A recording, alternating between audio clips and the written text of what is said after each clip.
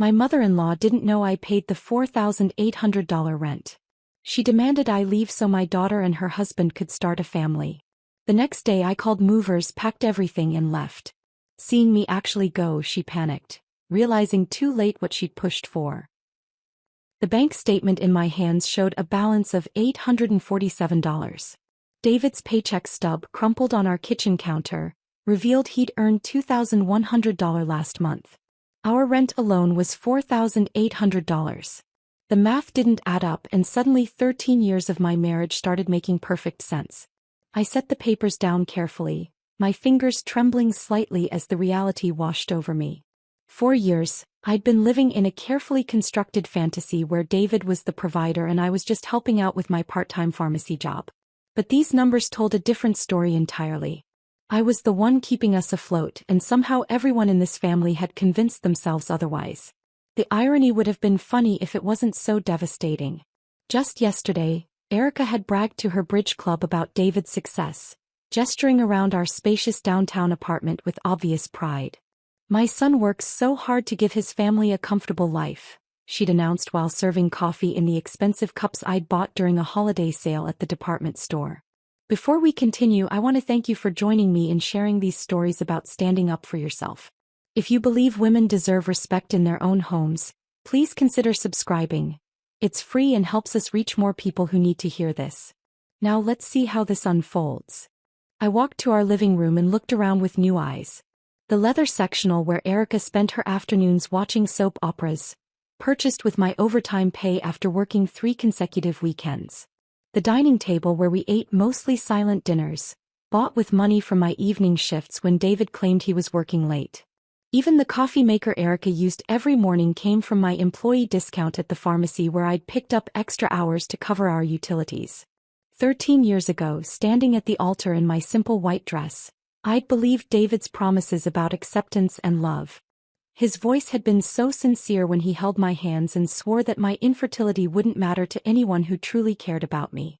"My family will be your family," he'd whispered during our first dance, spinning me slowly while his mother watched from the head table with that peculiar smile I'd learned to recognize. But Erica's expression that wedding day should have warned me about what was coming. Her congratulations had been perfectly polite, but there was something calculating in her eyes, like she was already planning how to minimize my role in their lives. During the reception, she made sure every guest understood I was a replacement rather than a choice, describing David's first wife Sarah as the love of his life who gave us our precious Jessica. 10-year-old Jessica had been my biggest puzzle from the beginning. David insisted her silence around me was normal childhood adjustment, but I knew better. She'd chatter happily with her father and grandmother, then go completely quiet whenever I tried to join their conversations. When I offered to help with her homework or asked about her school friends, she'd give me polite one-word answers before finding an excuse to leave the room. The truth about Jessica's behavior became clear during her 5th grade spring play rehearsal. I'd volunteered to help with costume alterations, desperate to find some way to connect with my stepdaughter through something she enjoyed.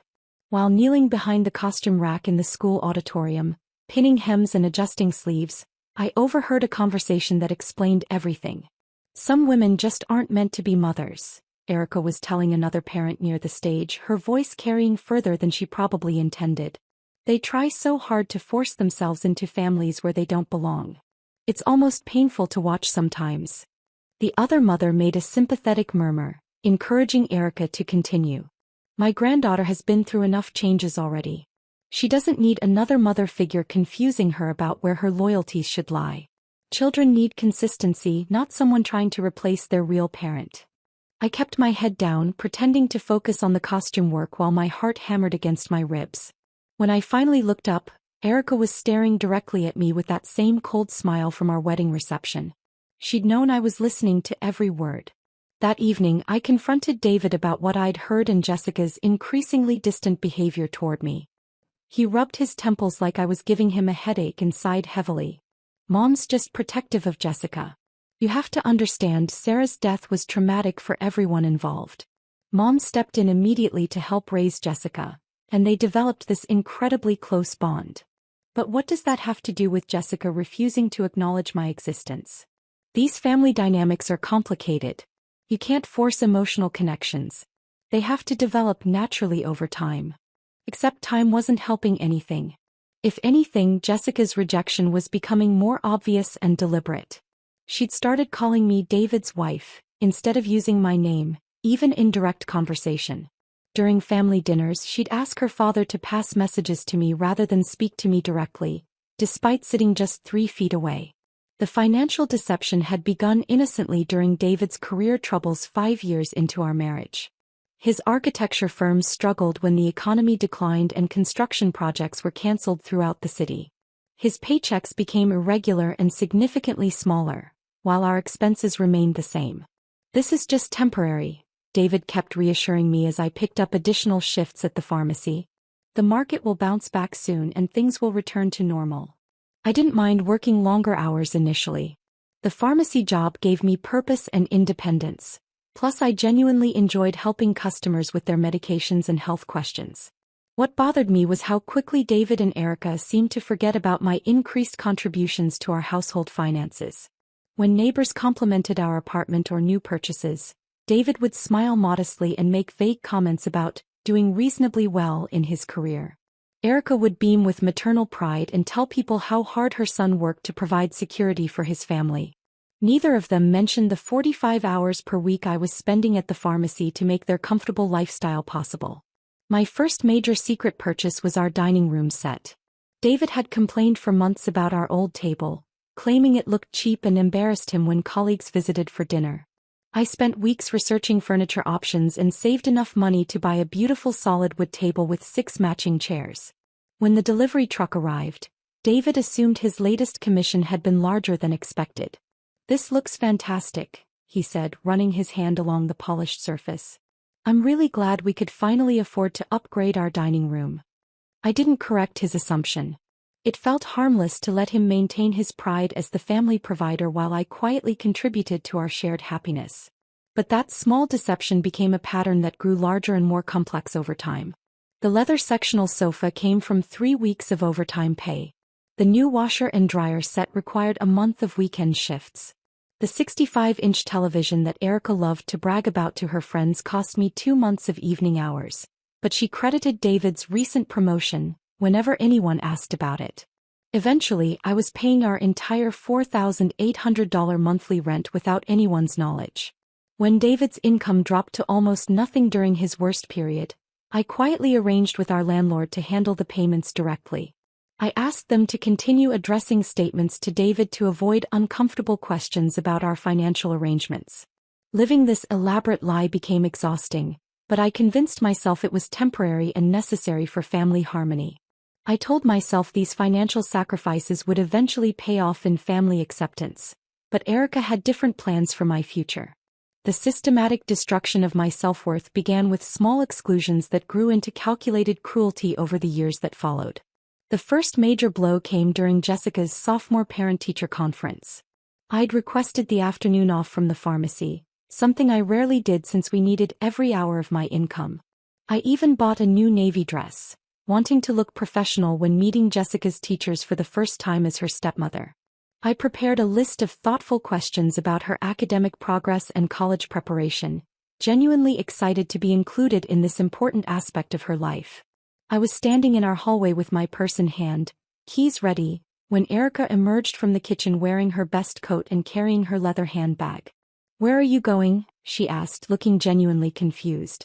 "To Jessica's parent-teacher conference. It starts at 3:30. Erica's expression shifted to something between pity and amusement. "Oh honey, you don't need to come. Jessica's family has always been just David and me for these things. We have our routine, and adding another person would just complicate the dynamic with her teachers." The words landed like physical blows. I watched through our front window as David helped his mother into the passenger seat of his car, neither of them looking back at me standing alone in the apartment I was paying for, wearing a dress I'd bought specifically for an event I'd been excluded from at the last moment. That evening, when they returned full of stories about Jessica's excellent grades and her teacher's compliments, I asked David why he hadn't mentioned I was planning to attend. "I figured Mom had talked to you about it," he said, not meeting my eyes. "She's been handling Jessica's school stuff since she was little. It's just easier to keep things consistent." The kitchen became Erica's primary battlefield after Jessica moved out for college. 4 years she'd shared cooking duties, making elaborate meals and teaching Jessica family recipes I was never invited to learn. But once Jessica left, Erica announced she was tired of all that work, and cooking responsibilities fell entirely to me. Every evening became a performance where Erica would sit at our dining table, the one I'd purchased, and critique my efforts with theatrical disgust. She'd cut into my chicken with exaggerated sawing motions, declaring it drier than cardboard, before pushing her plate away dramatically. When I made rice, she'd take a single bite and announce she'd never tasted such flavorless grain in her entire life. The cruelest part was her reaction when I asked for help. I found her old recipe box one afternoon and tried to recreate Jessica's favorite pot roast, following every instruction precisely. When Erica tasted it, she shook her head sadly. "This isn't even close to how it's supposed to taste. You're doing everything wrong. Could you show me the right way? I'd love to learn. Some people just don't have natural cooking instincts. You can't teach what isn't there." She'd watch me struggle in the kitchen every night, offering criticism but never assistance, turning meal preparation into daily proof of my inadequacy. When David complimented my cooking, she'd interrupt with comments like, "Well, it's edible, I suppose." Cleaning became another source of constant humiliation. Erica appointed herself supervisor of my housekeeping, conducting daily inspections with military precision. She'd run her finger along baseboards I'd scrubbed on my hands and knees, declaring them dusty. She'd unfold laundry I'd spent an hour organizing, refolding towels with sharp, angry movements while sighing dramatically. "Your mother clearly didn't teach you proper housekeeping," became her favorite insult, perfectly crafted to attack both my abilities and my deceased mother's memory simultaneously. I'd watch her redo work I'd already completed, her message clear: nothing I did would ever meet her standards. She'd inspect the bathroom after I cleaned it, finding imaginary spots on mirrors I'd polished until they gleamed. She'd reorganize kitchen cabinets I'd arranged carefully, claiming my system made no sense. When our refrigerator broke down on a sweltering summer morning, I didn't hesitate to buy a replacement. We needed to preserve our food, and I knew David's irregular income couldn't handle such a large unexpected expense. I researched models, compared prices, and arranged delivery for the next day. Erica was waiting when the appliance store truck arrived. She directed the delivery men like she'd orchestrated the entire purchase, discussing features and warranty details as if she'd chosen every specification. That afternoon, I overheard her on the phone with her sister. "David surprised us with a beautiful new refrigerator yesterday. Stainless steel with all the modern features. He works so hard to provide nice things for his family." The pattern repeated with every purchase I made. New curtains became David's thoughtful home improvement. A replacement vacuum cleaner became his practical gift to make housework easier. Even small items like new dish towels or coffee mugs were credited to his generosity and good taste. I was funding my own invisibility, buying comfort and convenience that others received credit for while I remained unacknowledged. David's behavior changed gradually but noticeably during this period. He began coming home later each evening, claiming increased work pressure and important client meetings. Our conversations became purely functional. Discussions about bill due dates, household repairs, and schedule coordination. The emotional intimacy we'd once shared disappeared completely. When I tried to talk about Erica's treatment of me, his responses became predictable and dismissive. "Mom's been through a lot with Dad's death and Jessica moving away. She's just adjusting to changes. It's been 13 years, David. How much adjustment time does she need?" He'd sigh heavily like I was being unreasonably demanding. Some people process grief differently. You need to be more patient and understanding. Our bedroom became a place of polite distance. David would come home exhausted, claiming work stress, and fall asleep immediately after dinner. Weekend conversations focused on practical matters, grocery lists, home maintenance, social obligations we'd attend separately since Erica preferred family events to remain traditional. The most painful realization was understanding that David genuinely didn't see what was happening. He'd grown up with Erica's manipulation and considered her behavior normal family dynamics. When she criticized my cooking in front of him, he'd nod sympathetically like her complaints were reasonable feedback. When she excluded me from family decisions, he'd explain it as protecting me from unnecessary stress. I began to feel like a paying guest in my own home, tolerated but not welcomed, useful but not valued. Every morning I'd wake up in our bed, look around our apartment filled with furniture I'd bought, and wonder how I'd become so invisible in my own life. The systematic nature of Erica's campaign became clear over time. She wasn't randomly cruel, she was methodically destroying my confidence and place in the family structure. Every criticism, every exclusion, every credit stolen for my contributions was part of a larger strategy to prove I didn't belong. And the most devastating part was how well it was working. I was drowning in my own invisibility when Jessica's phone call changed everything. The sound of our landline ringing at 7 in the morning cut through the usual silence of our apartment, where David and I had been moving around each other like polite strangers for months. "Grandma Erica." Jessica's voice bubbled through the speakerphone, breathless with excitement. "Gregory and I have news." I watched Erica's face transform in real time. The perpetual tension lines around her eyes smoothed out, and her mouth opened in genuine surprise and delight. When Jessica announced her pregnancy, Erica actually screamed, a sound of pure joy I'd never heard from her before. "My first real grandchild," she exclaimed, pressing her hands to her chest. "Oh Jessica, this is the most wonderful news. How far along? When are you due? Are you feeling well? Have you seen a doctor yet?" The words "first real grandchild" stung, but I pushed the feeling aside as I watched this woman who'd made my life miserable suddenly glow with happiness. Her transformation was so complete it was startling. Within minutes she was pacing our living room, making mental lists and planning out loud. "We'll need to convert your old room into a nursery, of course. And baby-proofing, everything will need baby-proofing. Oh, the shopping we have to do. Cribs, car seats, clothes, toys. I can't believe I'm going to be a grandmother." For the first time in years, Erica seemed genuinely happy, and despite everything she'd put me through, I felt a spark of hope. Maybe this pregnancy would soften her heart. Maybe becoming a grandmother would help her see me as family instead of an intruder. "This is so exciting," I said carefully, testing the waters. "I'd love to help with preparations however I can."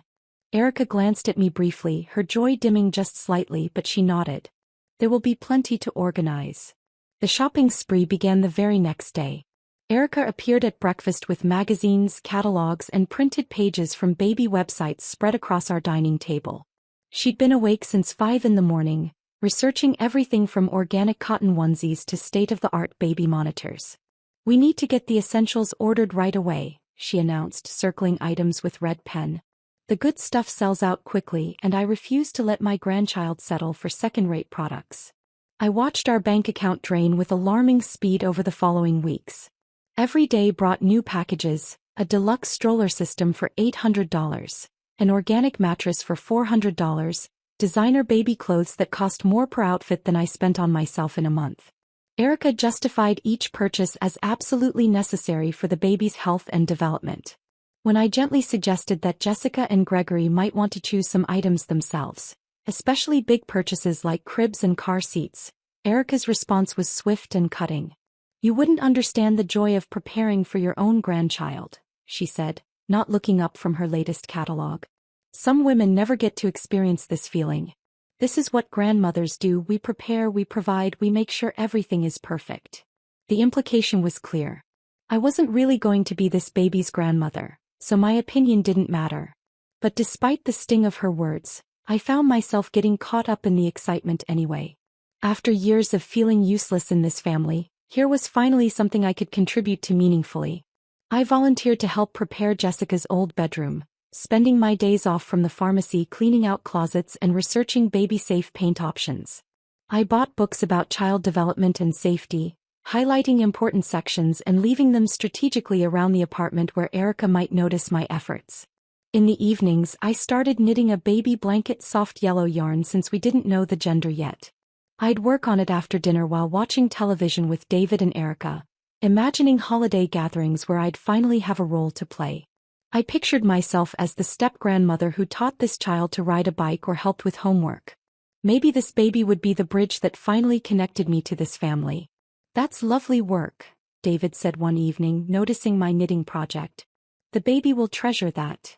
Even Erica nodded approvingly. "Yellow is practical.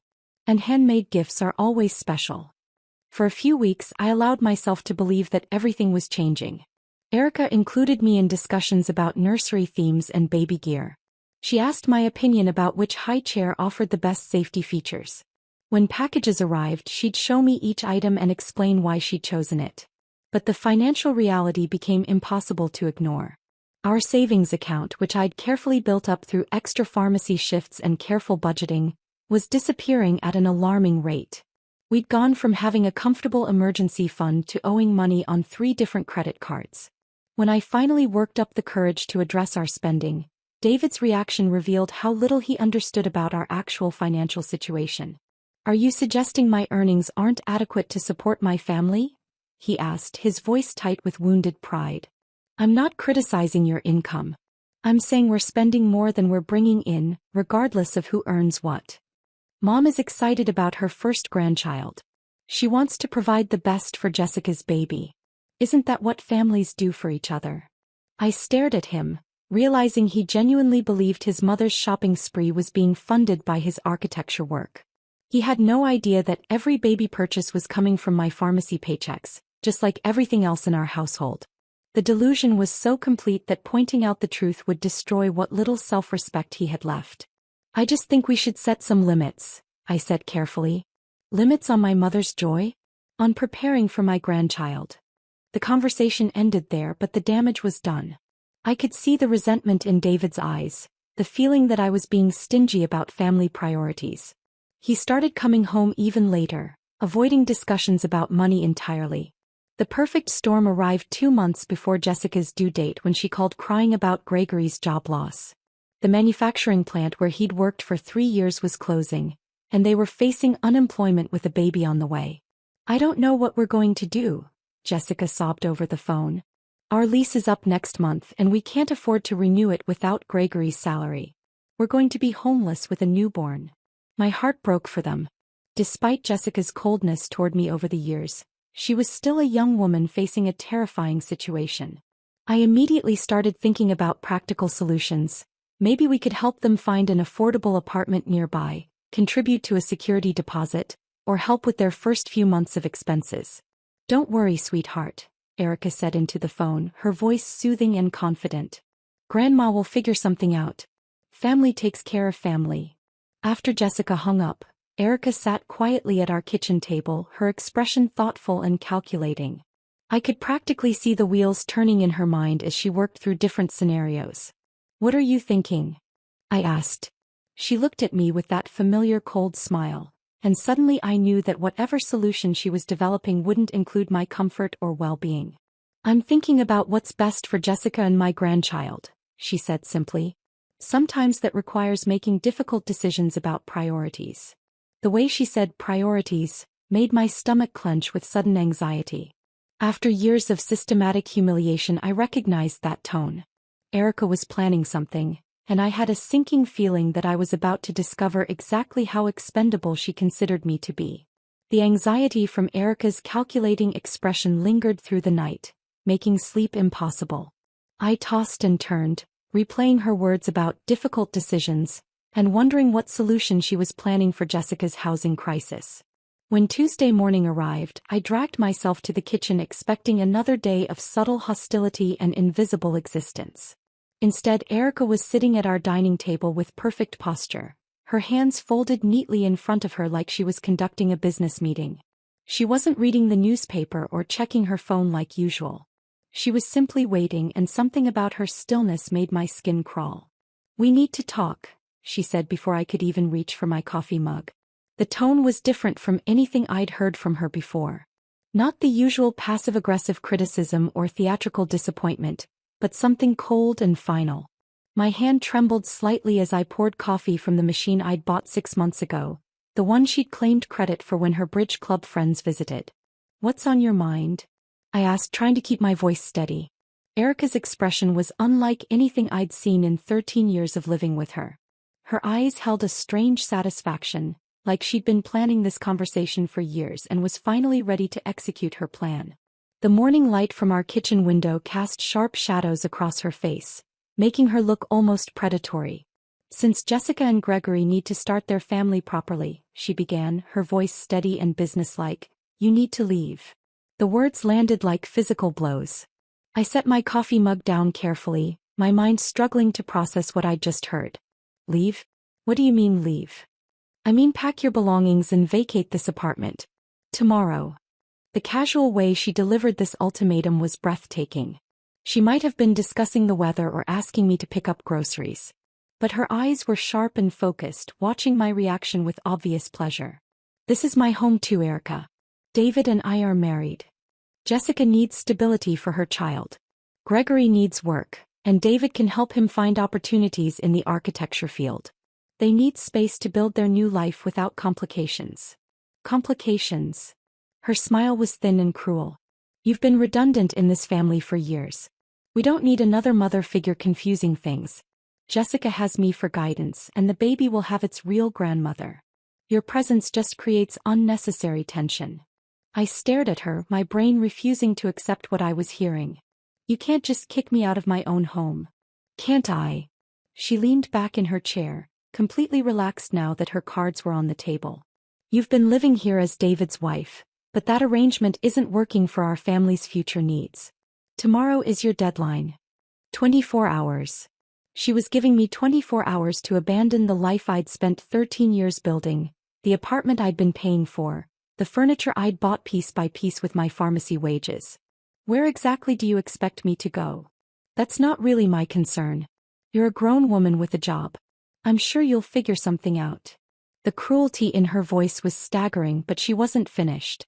She leaned forward slightly and I could see years of stored venom finally being released. You barren failure, she continued, her voice gaining strength from my shocked silence. You were allowed to experience raising a child for 13 years. Be grateful for that much. Each word was a carefully aimed dagger. She attacked my infertility, my inability to give David biological children, my very worth as a woman. The clinical way she dissected my failures told me this speech had been rehearsed, probably multiple times. Jessica never needed you. David never needed you. You've been playing house with someone else's family, pretending you belonged here. Well, the game is over. I felt my legs give out slightly and I gripped the kitchen counter for support. David loves me. We've been married for 13 years. Erica's laugh was genuinely delighted, like I'd just told her the funniest joke she'd ever heard. Love? Is that what you call it when your husband comes home later and later every night? When he stops talking to you about anything meaningful? When he finds comfort elsewhere? The room tilted around me. What are you talking about? It seems like David is tired of you too. Maybe he's getting along well with a new girlfriend by now. She delivered this information with surgical precision, watching my face crumble as the implications sank in. The casual way she mentioned David's affair told me she'd known about it for months, possibly years. All those late nights, all those mysterious work emergencies, all those times he'd avoided my calls during the day. You knew, I whispered. Of course I knew. Amanda is lovely, by the way. Young, fertile, actually capable of giving David the family he deserves. They've been quite happy together. The betrayal was so complete, so overwhelming that I couldn't form words. David wasn't just cheating on me, he was building a whole new life while I paid for his current one. And Erica had been watching it all unfold, waiting for the perfect moment to destroy me with the truth. Amanda doesn't know about your little financial arrangement, of course.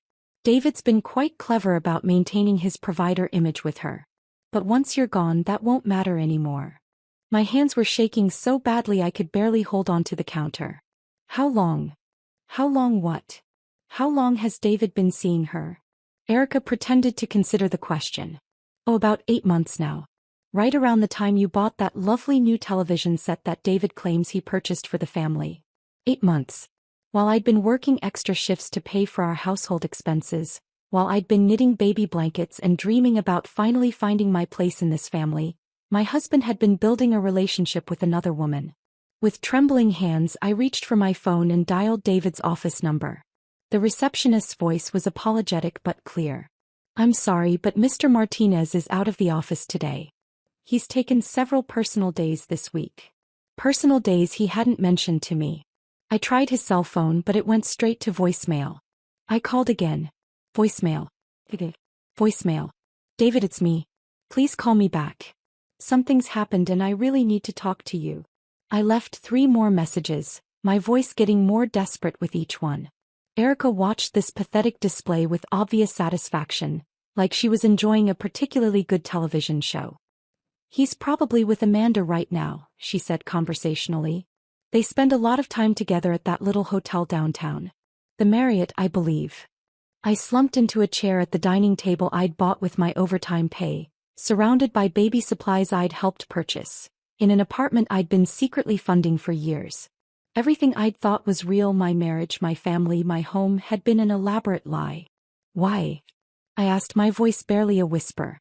"Why what? Why tell me all this now? Why not just let David ask for a divorce?" Erica's smile was triumphant. "Because Jessica needs this apartment, and David doesn't have the spine to handle difficult conversations. Besides, this way is more efficient. You disappear, Jessica and Gregory move in, and everyone gets what they actually want. Everyone except me. I was completely alone, sitting in my own kitchen, being evicted from my own life by a woman who'd spent 13 years systematically destroying my confidence and self-worth. And she was enjoying every second of my devastation. I sat in my kitchen for what felt like hours, staring at my phone and waiting for David to call back. The silence was deafening, broken only by Erica's occasional satisfied sighs as she flipped through baby catalogs like nothing earth-shattering had just happened. The walls of our apartment, my apartment, seemed to be closing in on me. "I'm going for a walk," I announced, grabbing my purse before Erica could respond with another cruel comment. The late afternoon air felt sharp against my face as I wandered aimlessly through downtown streets. My legs carried me without conscious direction, past familiar shops and restaurants that held memories of a life I now realized had been built on lies. I found myself standing outside Murphy's Tavern, a cozy Irish pub where David and I used to have dinner dates during our first year in this neighborhood. The irony wasn't lost on me, seeking comfort in a place that reminded me of happier times with the man who was apparently building a new life behind my back. But something drew me inside anyway, maybe the need for a familiar space where I could think clearly. The interior was dimly lit and nearly empty at this time of day. I slid into a booth near the window and ordered coffee from a young waitress who looked vaguely familiar.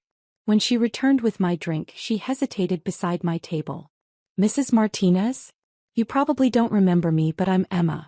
I used to work at the pharmacy down the street before I started here." I looked up at her fresh face and kind eyes, grateful for any human connection that wasn't tainted by years of manipulation and lies. "Of course. Emma, how are you? I wondered what happened when you left the pharmacy so suddenly." Her expression shifted to something between concern and nervousness. "Mrs. Martinez, I need to tell you something. I've been wanting to reach out, but I wasn't sure if I should get involved." Something in her tone made my stomach clench. "What is it?" Emma glanced around the nearly empty tavern, then slid into the booth across from me. "Your husband comes in here regularly. With a woman. Not you." The words confirmed what I already knew, but hearing them from a witness made everything feel more real and devastating. "How regularly?" "2, sometimes 3 times a week. Always the same booth in the back corner. They're very..." She paused, choosing her words carefully, "affectionate with each other." I stared into my coffee cup, processing this information. "How long has this been going on?" "I started working here about 8 months ago and they were already regulars then." 8 months. Exactly the timeline Erica had mentioned. While I'd been working extra shifts to pay for our household expenses and knitting baby blankets in the evenings, David had been maintaining a relationship with another woman just 6 blocks from our apartment. Emma reached into her apron pocket and pulled out her phone. "I took some pictures. I know it's not really my business, but you've always been so kind to me and it felt wrong not to say anything." She showed me her phone screen and I found myself staring at images that shattered the last remnants of my marriage. David and a petite blonde woman entering the downtown Marriott Hotel, his arm around her waist in a possessive way he hadn't touched me in years. Another photo showed them in the tavern booth, leaning close together over drinks, her hand resting on his cheek. As I stared at these images, something strange happened. The crushing heartbreak I'd expected didn't come. Instead, I felt something harder and more focused crystallizing in my chest, a cold determination I'd never experienced before. "Emma, could you send these to my phone?" "Of course." "And Mrs. Martinez? I'm really sorry. You deserve so much better than this." Walking home with Emma's evidence in my phone, My mind started working in ways it never had before. For 13 years I'd been the accommodating wife, the invisible provider, the woman who absorbed abuse and accepted crumbs. But Erica's ultimatum and David's betrayal had freed me from any obligation to protect their feelings or maintain their illusions. If they wanted me gone, I would give them exactly what they asked for. But I wouldn't disappear quietly into the night like some discarded piece of furniture. I would take everything that was truly mine, which, as it turned out, was everything that made their comfortable life possible. Back in our apartment, Erica was on the phone with Jessica, excitedly discussing nursery paint colors. She barely glanced at me when I walked past, too absorbed in her grandmother fantasies to notice the change in my expression. That night, after David failed to come home or return any of my calls, I made the phone call that would change everything. Premier Moving Services, this is Jake. I need to schedule a complete household move for tomorrow morning, I said, my voice steadier than it had been all day. Tomorrow? That's pretty short notice, ma'am. What size home are we talking about? 3-bedroom apartment. I need everything moved except for 1-bedroom set and some baby supplies. Everything else? Everything. Furniture, appliances, personal belongings. I want the apartment completely cleared of my possessions by tomorrow afternoon. As I scheduled movers and arranged for temporary storage, I felt a strange calm settling over me. If Erica wanted to eliminate me from the family equation, she was about to learn exactly what my elimination would cost them. I spent the entire night documenting 13 years of financial contributions. Bank statements, credit card records, store receipts I'd saved for warranty purposes. Everything painted the same picture. The leather sectional sofa where Erica criticized my cooking every evening? Purchased with my overtime pay from the pharmacy. The 65-inch television she bragged about to her friends? 3 months of my weekend shifts. The dining set where we'd eaten mostly silent dinners? My employee discount and careful saving. Item by item, room by room, I documented the truth about who had actually been providing for this family. The washer and dryer that cleaned their clothes, the dishwasher that handled their dishes, the coffee maker that brewed their morning coffee, the bed where David and I had slept, all of it purchased with money I'd earned while they lived under the delusion that David was the provider. Even the baby supplies scattered throughout the apartment had been bought with my credit cards, though Erica had claimed full credit for every thoughtful purchase. As I packed my personal belongings, clothes, books, photo albums, the jewelry box that still contained my wedding dress receipt, I felt lighter with each sealed box. 4 years, I'd been carrying the weight of this family's financial stability while receiving only criticism and exclusion in return. Tomorrow I would finally set that burden down. I left out only the essentials I'd need for the next few days, along with one outfit for tomorrow's grand finale. I wanted to look professional and composed when Erica discovered what my departure would actually cost them. By dawn I was ready. The movers would arrive at 8 a.m. sharp. Erica would wake up to discover that everything she'd taken for granted was about to disappear, just like the woman she'd spent 13 years trying to erase. I sat in my favorite chair, the one I'd bought during my first year of marriage, and watched the sun rise through windows I'd been paying to look through. After years of living as a ghost in my own home, I was about to become very visible indeed. The knock at our door came at exactly 8 a.m., just as I'd requested. I was dressed in my best navy suit, the one I wore to important pharmacy conferences, my hair pulled back professionally. I wanted to look composed and in control for what was about to unfold. "I'll get it," I called out before Erica could move from her spot at the kitchen table where she was eating the breakfast I'd prepared for the last time. 3 men in matching Premier Moving Services uniforms stood in our hallway with clipboards and confident expressions. The crew leader, a stocky man named Miguel, extended his hand. "Mrs. Martinez? We're here for the full household relocation." "Perfect timing. Please come in." I opened the door wide and gestured them inside. Behind me, I heard Erica's coffee cup clatter against her saucer. "What's going on?" she demanded, rising from her chair as the movers began surveying our living room with professional efficiency. "I'm taking everything I bought," I announced calmly, turning to face her. "Which, as it turns out, is everything except your old dresser and the baby supplies." Erica's face cycled through confusion, disbelief, and dawning horror as the movers began their systematic removal of our life. Miguel directed his team with quiet competence while I provided a detailed inventory of exactly what belonged to me. The sectional sofa goes to storage unit 47, I told them. Also the coffee table, end tables and all the lamps. Wait, you can't just take our furniture. Erica sputtered, but her protest sounded weak even to her own ears. It's not our furniture. It's my furniture. Purchased with my money from my job. I handed Miguel the receipt file I'd organized the night before. Everything's documented here. Purchase dates, payment methods, warranty information. Watching them wrap and remove the leather sectional where Erica had spent years criticizing my cooking felt surprisingly therapeutic. She stood frozen in the center of our living room as her comfortable world literally disappeared around her. The dining set too, I instructed as two movers approached the table where we'd eaten so many silent dinners. Table, chairs, and the matching sideboard. This is insane, Erica whispered, but I noticed she wasn't actually trying to stop them. Deep down she knew I was right. The kitchen proved especially satisfying. Out went the dishwasher I'd bought when our old one broke down. The coffee maker that brewed her morning ritual. The microwave she used to reheat leftovers while complaining about my fresh cooking. Even the refrigerator, the brand new stainless steel model she'd bragged about to her bridge club friends just 2 weeks ago. Wait, who's going to pay for all this? Erica stammered, gesturing frantically at the increasingly empty space. Her panic was immediate and complete as the reality of my departure hit her. For 13 years she'd lived under the comfortable assumption that David was providing their lifestyle. Now she was watching that illusion crumble in real time. I mean, how will we afford to replace everything? How will we even eat without a refrigerator? That sounds like a problem for the people who'll be living here, I replied, checking items off my inventory list as the movers worked. But you can't just leave us with nothing. What about family loyalty? What about supporting each other through difficult times? I looked at her with the same cold smile she'd perfected over the years. Some people just aren't meant to be family members. You taught me that. Her frantic pleas continued as room after room was systematically emptied. The bedroom furniture, the washer and dryer, the television that had been the centerpiece of their evening entertainment, all of it disappeared into the moving truck while Erica watched in growing desperation. By 10 a.m., David's key was turning in the front door.